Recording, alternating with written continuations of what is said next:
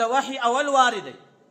په روایاتو کې راځي چې کله به پر نبی کریم صلی الله علیه وسلم باندې د سفر په حالاتو کې چې کله به دی پر اوښ باندې سپورو، د سفر په حالاتو کې د سپرتیا په صورت کې به چې کله وحي را نازلېدی، هغه د ده کومه اوښه چې به وه هغه به کښېنستله.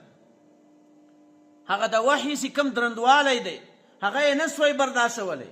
ګوره اوښ یې هم نسي برداشتولی، دا په حیوانانو کې هغه قوتمن حیوان دی.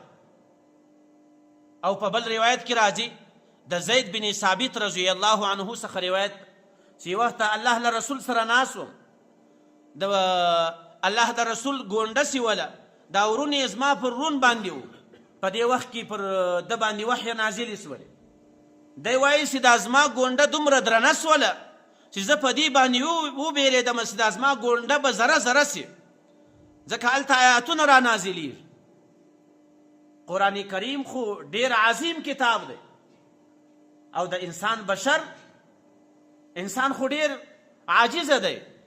نو زید بن ثابت وایي چې پر خپله ګونډه باندې وبېرېدم، ځکه د محمد رسول الله ګونډه لوړه ده، د هغه ورون لوړ و، زما دا کښته و چې اوس آیات را نازل سو، زه په دې وبېرېدم چې دا زما ګونډه به ذره ذره سوي.